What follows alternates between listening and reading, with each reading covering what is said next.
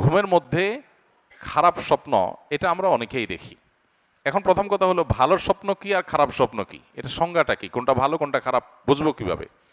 উত্তর হলো, কিছু স্বপ্ন আছে যে স্বপ্নগুলো দেখার পর আমাদের মন প্রফুল্ল হয়ে যায়, মন প্রশান্ত হয়, ভালো লাগা কাজ করে, এগুলোকে আমরা ভালো স্বপ্ন ধরতে পারি। আর কিছু স্বপ্ন আছে যে স্বপ্নগুলো দেখার পর আমরা ভয় পাই, অস্থির হই, বিচলিত হই, পেরেশান হই, এগুলোকে খারাপ স্বপ্নে ফেলতে পারি। এবার আসা যাক এই ভালো স্বপ্ন এবং খারাপ স্বপ্নের মধ্যে আমরা কোনটা হলে কি করব। উত্তর হলো, স্বপ্নের ব্যাপারে যদি আমি ভালো কিছু দেখে থাকি তাহলে সেটা গণহারে সাধারণত বলে বেড়ানো উচিত না।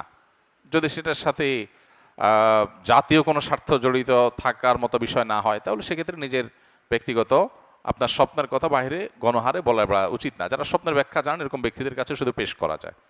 দ্বিতীয়ত হলো খারাপ স্বপ্ন, যেটা পর আমি বিচলিত হয়েছি, এটা দেখার পরে প্রথমত যদি এমন হয় যে যে স্বপ্ন দেখেছি এটা দেখার পর আমার পেরেশানি লাগছে, আমি চিন্তাগ্রস্ত হয়ে যাচ্ছি, পেরেশান হয়ে যাচ্ছি, তাহলে এটা কখনো কখনো শয়তানের তরফ থেকে হয় মানুষকে পেরেশান করার জন্য। অহেতুক পেরেশানি, পরীক্ষা দিচ্ছি, দৌড়ে যাচ্ছি, বাস ছুটে যাচ্ছে, ইয়ে ছুটে যাচ্ছে, এগুলো বেশিরভাগ শয়তানের তরফ থেকে মানুষকে হয়রানি করার জন্য, কষ্ট দেওয়ার জন্য। এগুলো থেকে আত্মরক্ষার উপায় কি? সকাল সন্ধ্যার আমল নিয়মিত করা। ঘুমের সময় অনেকগুলো মাসনুন আমল আছে যেটা আমরা জানি না। ঘুমের সময় যত মাসনুন আমল আছে এগুলো যদি সবগুলো কেউ করতে যায় মিনিমাম তার 30 থেকে 40 মিনিট সময় লাগবে মিনিমাম। সে সবগুলো আমল করতে চাইলে এই পরিমাণ কোরআনে বড় বড় সূরা তেলাওয়াত করার কথা আছে, অনেকগুলো আমল আছে, সেগুলো করে যদি শোন, অজুর সাথে শোন, ইনশাআল্লাহ তাআলা হেফাজত করবেন। কোনো কোনো সময় শারীরিক দুর্বলতার কারণে মানুষ এই সমস্ত স্বপ্ন দেখে, সেক্ষেত্রে সেই দিকটার প্রতি বিশেষ খেয়াল রাখতে হবে, দুর্বলতা যেন না থাকে। আর কিছু কিছু স্বপ্ন আছে যেগুলো মিনিংফুল, বোঝা যায় যে এটা আমাকে বিশেষ কিছু ইন্ডিকেট করা হচ্ছে, তো সেগুলো কখনো কখনো দেখতে বা আপাত দৃষ্টিতে খারাপ স্বপ্ন মনে হলেও সেটা আসলে ব্যাখ্যায় ভালো হয়। সেটা স্বপ্নের ব্যাখ্যা বিশেষজ্ঞ যারা আছেন, এক্সপার্ট, তারা বলতে পারেন। স্বপ্নে মৃত্যু দেখলেই যে মৃত্যু হয়, নট নেসেসারি, এরকম সবসময় না। কোনো কোনো ক্ষেত্রে এরকমও হয়েছে, এক ব্যক্তি আমাদের পরিচিত খুব, তিনি মৃত্যুর কিছুদিন আগে তিনি স্বপ্নে দেখলেন তার মৃত একজন চাচা, তাকে স্বপ্নে দেখলেন তিনি হাঁটছেন আর ইনি পিছনে পিছনে হাঁটছেন।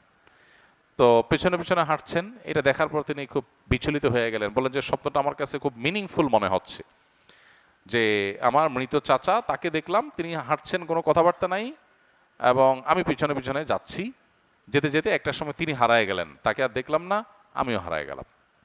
এর কিছুদিন পর দেখা গেল ওই লোকটা মারা গেছে, যিনি স্বপ্নটার কথা বলেছেন আমার কাছে, ওই লোকটা মারা গেছেন।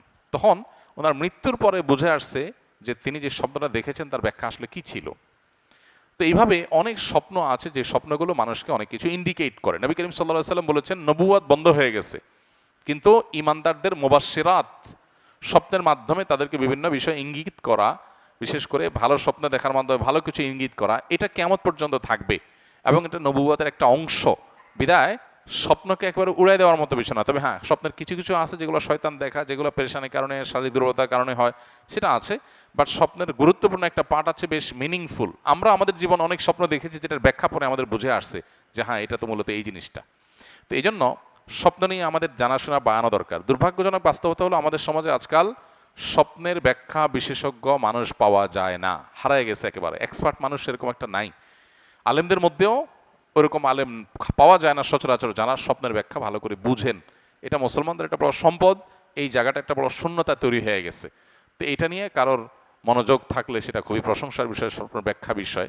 তবে সেটা অবশ্যই বেশ পাণ্ডিত্যের ব্যাপার এবং জানাশোনার মতো বিষয় করতে হবে, জানাশোনা সেভাবে করতে হবে। তবে মৃত্যু দেখলেই যে মৃত্যু হয়ে যায় স্বাভাবিক না, অনেক সময় উল্টাও হয়। এই জন্য স্বপ্নের ব্যাখ্যা যা দেখলাম তাই হবে এটা জরুরি না।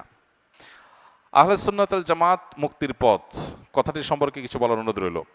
আহলে সুন্নাত ওয়াল জামাত মুক্তির পথ, এই কথাটা ঠিক আছে, কারণ নবী করিম সাল্লাল্লাহু আলাইহি সাল্লাম বলেছেন যে আমার উম্মতের মধ্যে ৭৩টি ফেরকা সৃষ্টি হবে। তাফতারিকু উম্মতি আলা ৭৩ মিল্লাহ কুল্লুহুম ফিন্নার ইল্লা মিল্লাতুন ওয়াহিদা। এই ৭৩টি ফেরকার সবগুলো জাহান্নামে যাবে, একটা বাদে। সে একটা যেটা জাহান্নামে যাবে না, সেটা কোনটা? নবী সাল্লাল্লাহু আলাইহি সাল্লাম বলেছেন সেটা হলো মা আনা আলাইহি ওয়া আসহাবি, আমি এবং আমার সাহাবীরা যে আদর্শের উপর থাকবে। আহলুস সুন্নাতি ওয়াল জামাআত মানে কি? আহলুস সুন্নাতি ওয়া জামাআতিস সাহাবা, অর্থাৎ সাহাবীদের মৌলিক এবং সমষ্টিগত সামষ্টিক যে আপনার দর্শন, সেটাকে এবং নবী সাল্লাল্লাহু আলাইহি ওয়াসাল্লাম সুন্নাহকে অনুসরণকারী।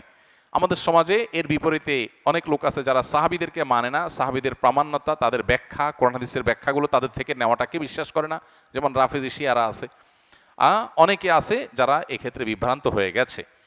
তো আহলে সুন্নাত জামাত এদের সম্পর্কে নবীজি বলেছেন এরা শুধু মানে তারাই শুধু জান্নাতে যাবে যারা সুন্নাহ এবং সাহাবীদের জামাতকে ধারণ করে। সাহাবীদের জামাতকে ধারণ করা মানে সাহাবীদের সামষ্টিক চিন্তা ভাবনা এটাকে ধারণ করে, কোরআন এবং হাদিসকে বোঝার ক্ষেত্রে সাহাবীদের ব্যাখ্যাটাকে যারা এটার উপর নির্ভর করে।